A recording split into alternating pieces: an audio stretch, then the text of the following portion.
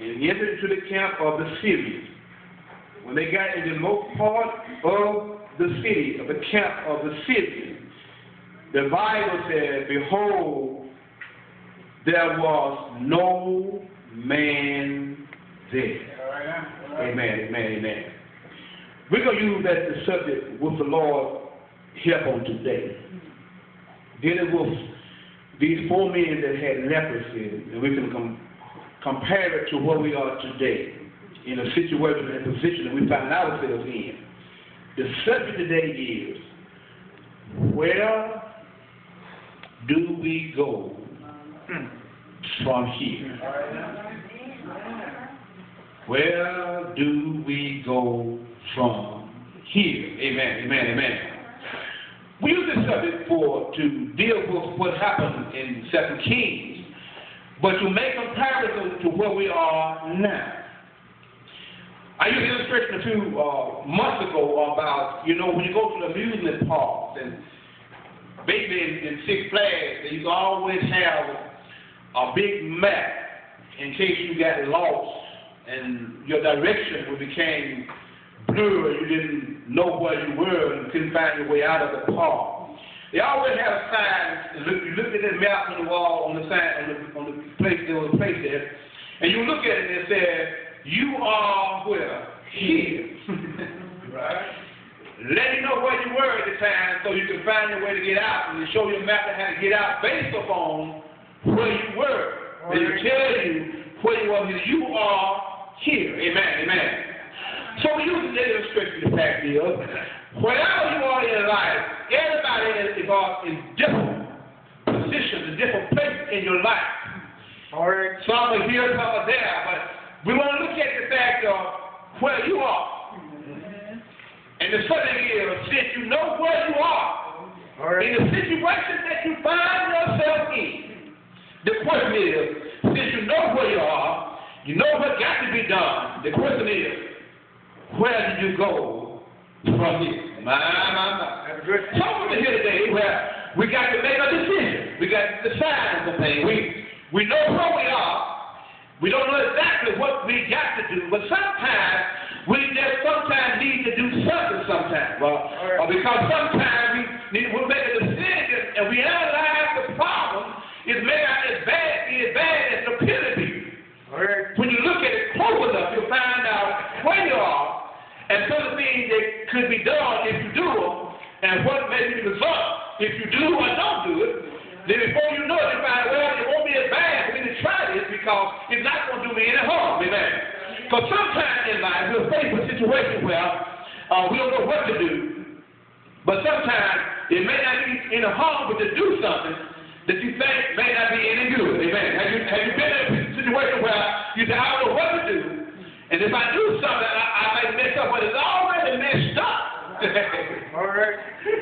Sometimes what you do may not make it any worse. It might make it better. Amen. Yeah. But the thing that sometimes we find ourselves in positions in life where we don't know what to do.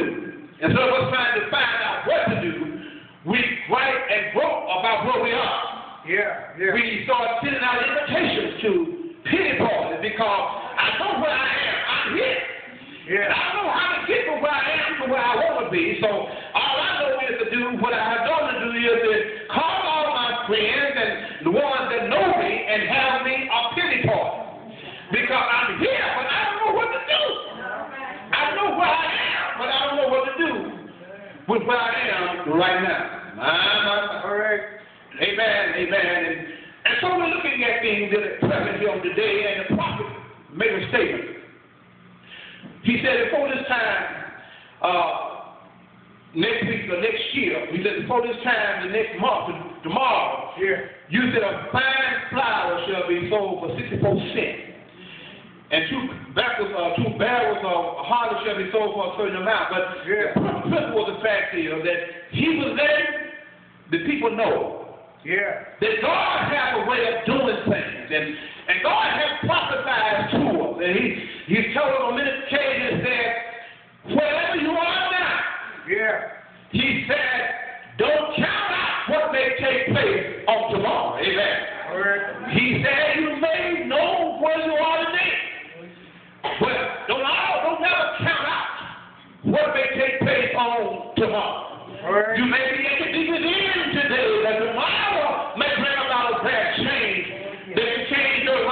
in time. Yeah. Here we find the prophet Elisha began to talk to the man that had received the prophecy from Elisha. Oh, yes, listen. He began to tell him that there's a famine in the land, but I realize you think you don't have things, but I want to let you know that on tomorrow, the things you think you cannot have, listen. it'll be in your eyesight in abundance.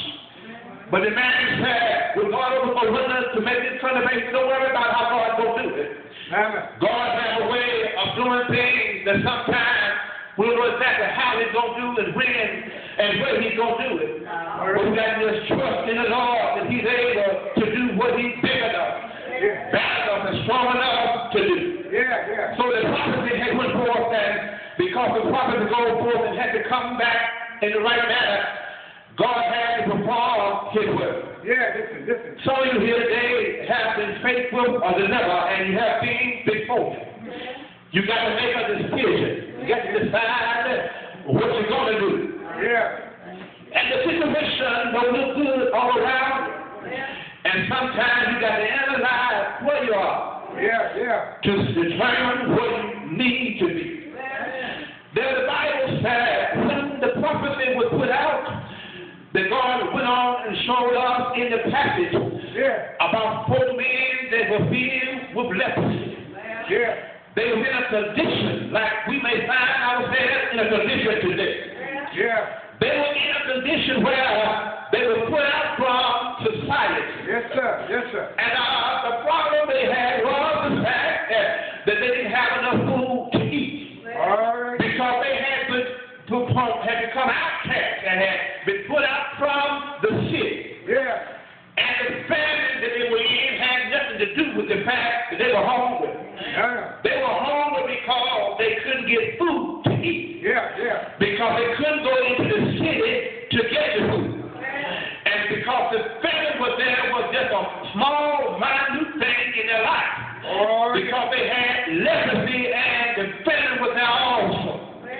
So they began to look over their situation. And I'm saying to you that are present here on today, we need to look over our situation. Look over our circumstances to see where we are now. To determine where do we go from here. And the some of us now have our back against the wall and we don't know what to do. But if you take the time to talk with the Lord, he can pull out in the midst of your spirit about what the pros and cons of your life is. But look what happened here with the conversation that these 4 men with leprosy had. They said, look, we got a bad situation. Our situation is the fact is we already died. Amen. See, sometimes in your situation is already bad. And it seems like it may not get any better. Good God. But look what happened here. They said, now, the only thing that happened, what can happen to us? We're already in a bad shape. Don't nobody want us to be around no how. And we'll die out here. Nobody will see us. Good God. He said, what are we going to do here? We're right here now. And what we need to do is the fact is that we can find out what can be done. Why should we just sit here and die? We died already. Some of you here got problems already. Don't know why they cold here. He said, why just sit there with the problem and try to walk with the problem and go to Jesus. And when you get there, he may have an answer that you need. They said among themselves here, they said, why sit we here and die? Good God, the famine is all around and we can't get food no how. We could get food before the famine came. It didn't make our situation no worse when the famine came. I stopped by to tell you, we look around the world today in the economic system that we're in right now. Some of us say, well, it's bad because of the economy. But sometimes we're already in bad shape before the economy went down. So the economy didn't make it worse than what it was. It was already in bad shape when it got here. So what we got to find is the fact is that I know I was in bad shape before the economy went down, and now I'm still in bad shape. But I wonder, what can I do right now? What do I do? And where can I go from here? Let me go tell you where I tell you right now. All they can do is kill us. If we go to the village, that if we stay here, we're going to die anyhow. That it's no harm to try something. To do something because that if we go into the city or the camp of the city, if they don't kill us, we'll still be alive. But if they do kill us, other than we'll die. But it's no different to die in the camp or to die outside of the camp. What time you understand the fact is that if you already got a problem, and the problem seems to be big time, what harm would it be to try to do something to better your situation? It may not seem like much. It may not seem like nothing will come out of it, but you never can tell until you try.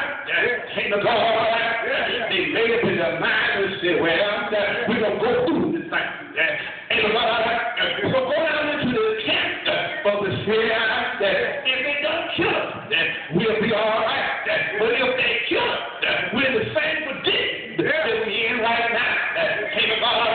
So we might as well do something. We're going to die either way.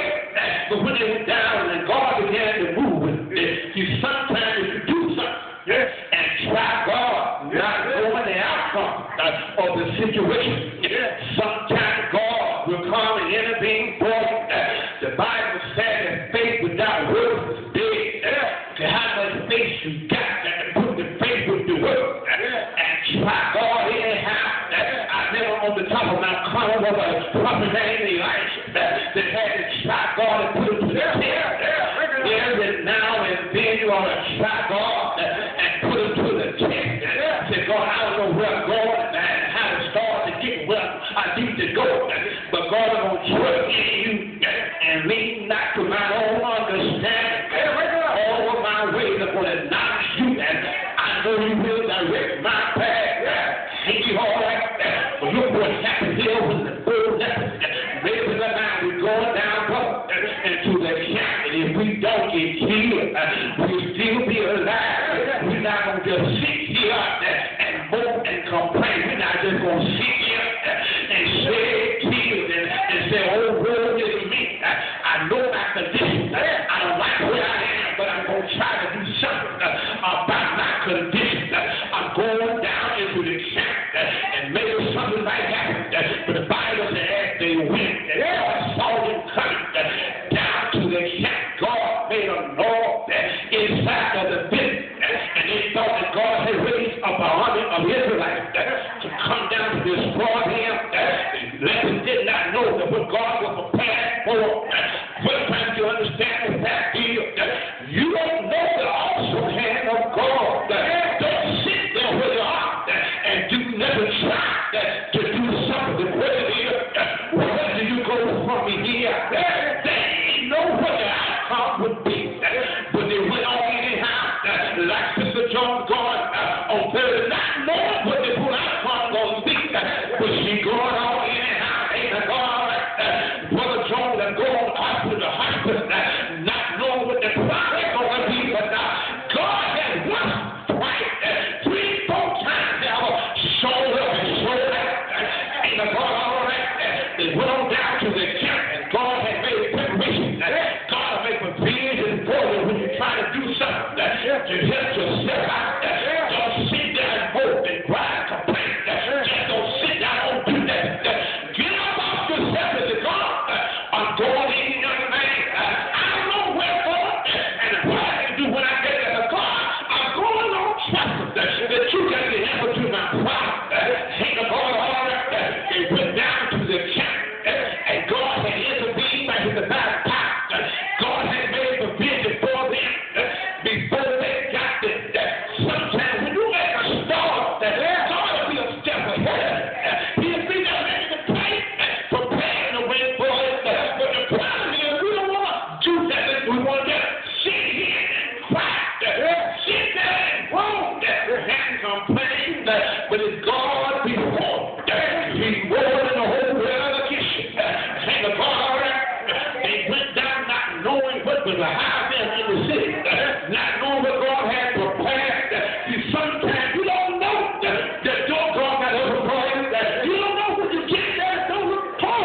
But when you get there, it's open wide open. And the God, all right. But you'll never know that. And you never make a move. And the God, all right, went down to the camp. And when they got down there, the Bible said that God had raised up a Lord to make it seem like a man that the Israelites had come by the power of God, destroying the Syrians.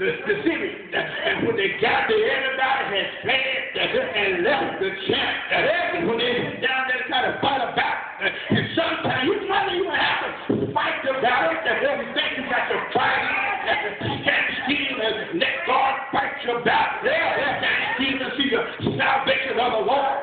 When they went down to the camp, not knowing what had happened, God had ran them all. And when they went in, and God, all right, they went to one tent, everybody was gone. The next tent, everybody was gone. And all the food they needed inside the camp, all the horse and cattle was still tied there waiting on them. And God, all right, sometimes we wait on the Lord, but the Lord is waiting on us. And God, all right, He was waiting on them to come down to their camp. They never would have got what God had prepared. They have stayed there on the side, bumping and complaining. And God, all right, they went down to the city and to the camp, and everything was there. All the silver and gold was there. They had left the camp. They went down poor, but came back rich. They went down hungry, but got filled in the entire process. How good the Lord is.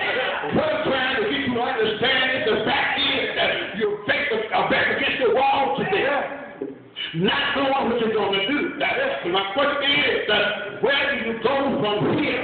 You got bills to be paid over here.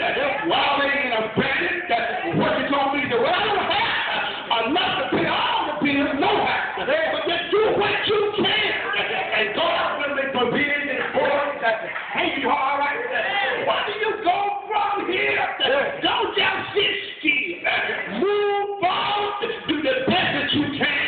Because God is able to do exceeding abundantly above all that we can ask or seek, according to the power that worketh within us. I'm saying today, don't look at the spending in the land. Don't look at the economy. Determine whether God can bless you or not.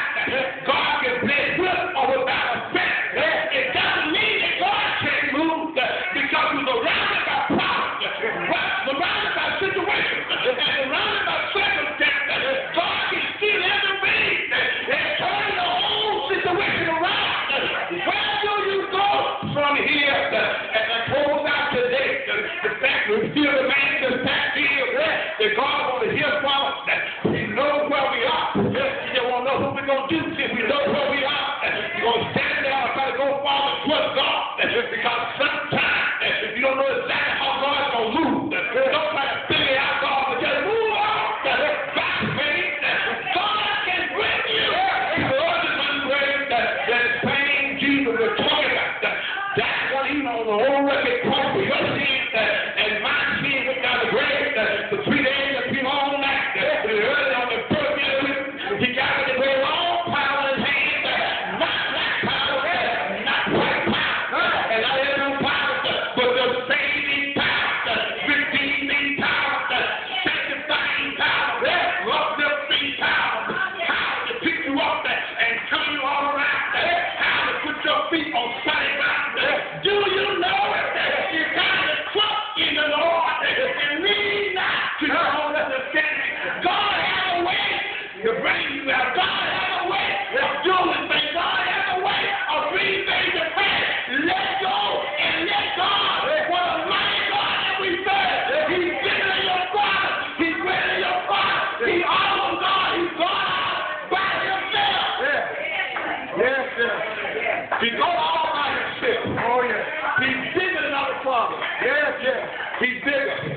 Oh, yes. If you know where you are, the question is, where do you go from here? My, that's a good one. Make a decision. Yes, sir.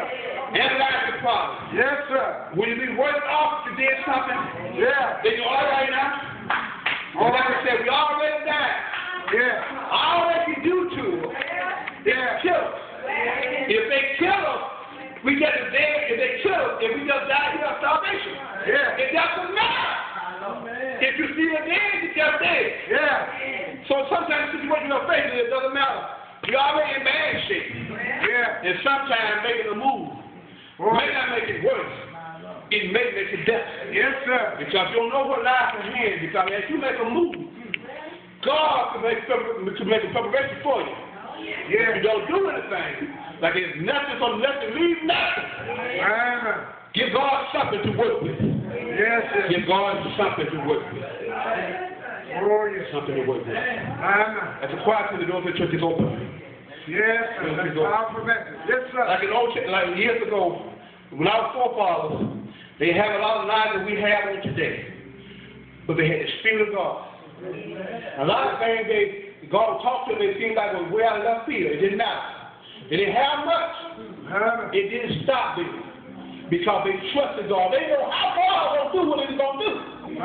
But they would go out and trust God. I don't know God really going to bless them. And as they went, God prayed out His blessing. But see, we got so much knowledge now. We got so much information, so much education now. Yeah. We want to help God. I want to tell God how to do it. Instead of trust God to do what He got to do. Don't let them know football happen. All they know is it's going down.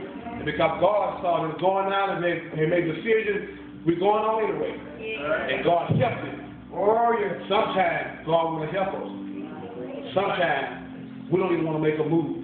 We want to sit at home, cry, and have a pity party. Yeah. Make a step. That one step you might make might be open the door in your life. But we don't know that until we make that step. Sometimes you don't see what God has to offer. And sometimes we don't move because we can't see what God's going to do. If you can see it, it's not faith. Because faith is not what you can see. You can't see faith. Faith is blind faith. You can't see it. We all want to see what God's going to do before we make a move. That's why we're stagnant in a lot of areas because we can't see what God's going to do. We can't see it and understand how God's going to do it.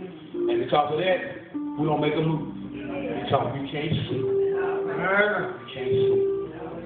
As the choir sings, the doors of the church is open. Yes, yes.